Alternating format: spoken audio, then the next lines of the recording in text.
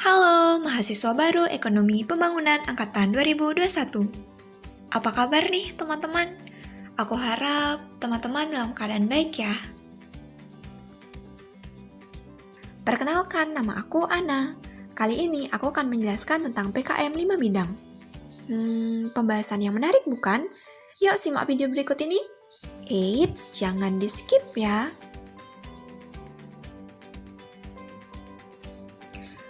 Sebelum kita lanjut ke PKM 5 bidang, apa sih PKM itu? Nah, PKM merupakan singkatan dari Program Kreativitas Mahasiswa, yakni sebuah wadah yang dibentuk oleh Kemenristekdikti Republik Indonesia untuk mengantarkan mahasiswa mencapai taraf pencerahan kreativitas dan inovasi dengan berlandaskan sains dan teknologi serta keimanan yang tinggi. Jika kita ingin mengusulkan PKM, bagaimana sih tahapannya? Nah, terdapat 6 tahapan dalam pengusulan PKM. Yang pertama, pendaftaran akun BKM. Pada tahapan ini, operator perguruan tinggi akan mendaftarkan usulan ke Simbel Mawa. Pada tahap ini pula, ketua tim dan dosen pembimbing akan mendapatkan password serta username. Tahapan yang kedua, yakni entry isian kelengkapan proposal. Pada tahapan ini, mahasiswa membuka login ke Simlitipnas dengan menginput data sampul dan pengesahan. Kemudian, tahapan yang ketiga, unggah isi utama proposal. Pada tahapan ini, mahasiswa mengupload isi utama proposal, yang meliputi daftar isi, halaman inti, lampiran halaman inti, pendahuluan sampai dengan daftar pustaka. Kemudian, tahapan yang keempat, yakni validasi dosen pembimbing. Pada tahapan ini, dosen akan login ke Simbel Mawa dengan password masing-masing.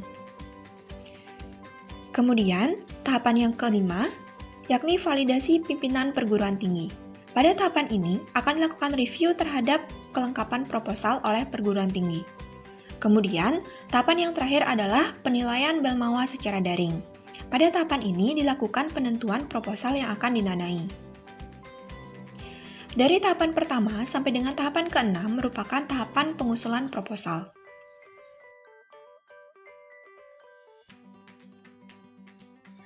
Tahukah kamu, pedoman penyusunan PKM selalu mengalami perubahan setiap tahunnya. Misalnya saja, pada tahun 2021 ini terjadi perubahan pada nama bidang. Yang pertama, PKM Penelitian atau PKMP berubah menjadi PKM Riset, yang kemudian disingkat menjadi PKMR. PKM Pengabdian kepada Masyarakat yang semulanya disingkat PKMM berubah menjadi PKMPM. PKM Penerapan Teknologi yang semulanya disingkat PKMT berubah menjadi PKM Penerapan Iptek yang kemudian disingkat menjadi PKMPI. Sementara, untuk PKM Kewirausahaan atau PKMK dan PKM Karsa Cipta atau PKMKC tidak mengalami perubahan. Terakhir, PKM Gagasan Futuristik Konstruktif atau PKM GFK yang awalnya dilakukan dengan mengajukan video untuk dinilai dan mendapatkan insentif, mulai tahun 2021 ini mengalami perubahan, yakni dilakukan dengan cara mengajukan proposal pendanaan untuk menyusun video dan pendanaan hanya untuk peserta yang lolos. PKM dapat dibedakan menjadi 3 jenis. Yang pertama, PKM 5 bidang. Sesuai dengan namanya, PKM ini terdiri dari 5 bidang PKM. Yang pertama, PKM Riset, yang biasanya disingkat PKM RE atau PKM RSH. Yang kedua, PKM Pengabdian kepada Masyarakat atau biasa disingkat dengan PKMPM. Ketiga, PKM Kewirausahaan atau PKMK. Keempat, PKM Penerapan Iptek atau PKMPI. Dan yang terakhir, PKM Karsa Cipta atau PKMKC. Jenis yang kedua adalah PKM Gagasan Futuristik Konstruktif atau PKM GFK. PKM GFK merupakan PKM yang tujuan utamanya untuk memotivasi partisipasi mahasiswa dalam mengelola imajinasi, persepsi, serta nalarnya untuk memikirkan tata kelola yang futuristik namun tetap konstruktif. Jenis yang terakhir adalah PKM Karya Tulis. PKM ini terdiri dari 2 bidang PKM. Yang pertama, PKM Artikel Ilmiah yang biasa disingkat dengan PKM AI, dan yang kedua adalah PKM Gagasan Tertulis yang biasa disingkat dengan PKM GT. Dari ketiga jenis PKM yang telah dijelaskan sebelumnya, kita akan berfokus pada PKM 5 bidang. Ya, masih ingat kan? Yakni PKM yang terdiri dari 5 jenis bidang. Yang pertama, kita akan membahas mengenai kriteria PKM 5 bidang. Yang pertama, untuk PKMR. Inti kegiatan PKMR yakni pengamatan mendalam berbasis iptek. Kriteria keilmuannya sesuai dengan bidang ilmu, namun lintas bidang tetap dianjurkan. Anggotanya 3-5 mahasiswa, pendanaannya 5-10 juta.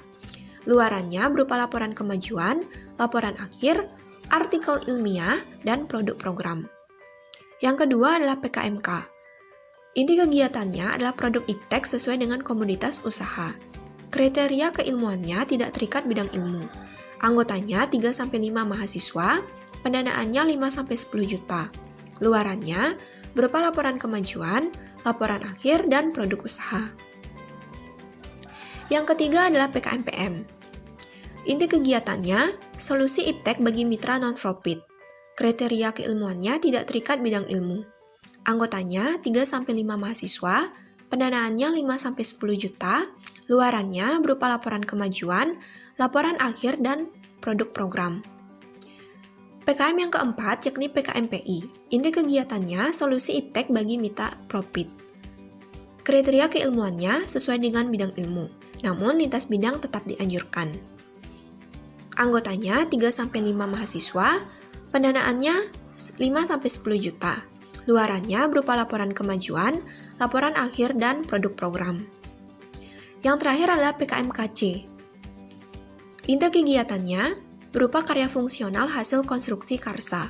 Kriteria keilmuannya sesuai bidang ilmu, namun lintas bidang tetap dianjurkan. Anggotanya 3-5 mahasiswa, pendanaannya 5-10 juta, luarannya berupa laporan kemajuan, laporan akhir, protip, dan produk fungsional. Nah, selain kriteria khusus seperti di atas, terdapat beberapa kriteria lain nih dalam menyusun PKM. Nah, yang pertama, judul PKM tidak boleh menggunakan akronim atau singkatan yang tidak baku dan hanya diperbolehkan maksimal 20 kata. Yang kedua, nama semua pengusul, yakni ketua dan anggota ditulis lengkap dan tidak boleh disingkat. Yang ketiga, keanggotaan setiap kelompok minimal dari 2 angkatan yang berbeda. Mahasiswa pengusul harus berasal dari perguruan tinggi yang sama. Bidang kajian harus sesuai dengan bidang ilmu ketua. Sementara, anggota dari lintas bidang sangat dianjurkan sesuai topik. Pelaksanaan konsep blended, yaitu kombinasi virtual digital, online, dan luring dengan tetap memperhatikan protokol kesehatan. Waktu pelaksanaan 3-4 bulan. Jika ada sumber dana selain dari Direktorat Bermawa, wajib melampirkan surat pernyataan, dan tidak lebih dari 25% dana Bermawa. Wah, kita udah belajar banyak banget ya tentang PKM 5 bidang. Nih, aku mau kasih tahu teman-teman contoh-contoh judul PKM 5 bidang yang pernah lolos PIMNAS. Penasaran nggak tuh? Oke, kalau penasaran yuk kita intip-intip contoh judulnya. Nah, yang pertama ada contoh judul PKM RSH. Yang pertama ada peningkatan kinerja keuangan bank syariah melalui implementasi Good Corporate Governance. Yang kedua, ada efektivitas skema pembiayaan Kulder Hasan dalam upaya peningkatan kesejahteraan petani. Studi kasus pada kelompok tani di Desa Gempol, Kabupaten Klaten. Yang ketiga, pengaruh variabel makroekonomi terhadap stabilitas dinar dan rupiah. Oke, selanjutnya ada contoh judul PKMK.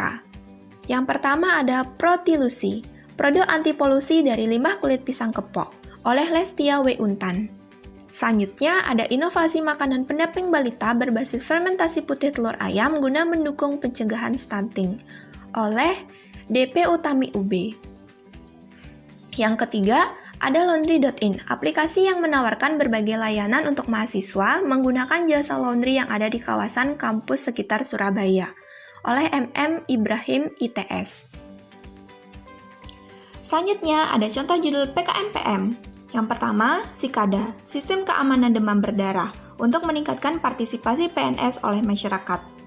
Contoh yang kedua, pemanfaatan daun pepaya serta biji mahoni sebagai pestisida kebun organik di Desa Dharma Wulan, Kabupaten Kediri. Contoh yang ketiga, pelatihan public speaking untuk berdakwah, santri dan santriwati Pondok Pesantren An-Nur Desa Purworejo, Kabupaten Demak.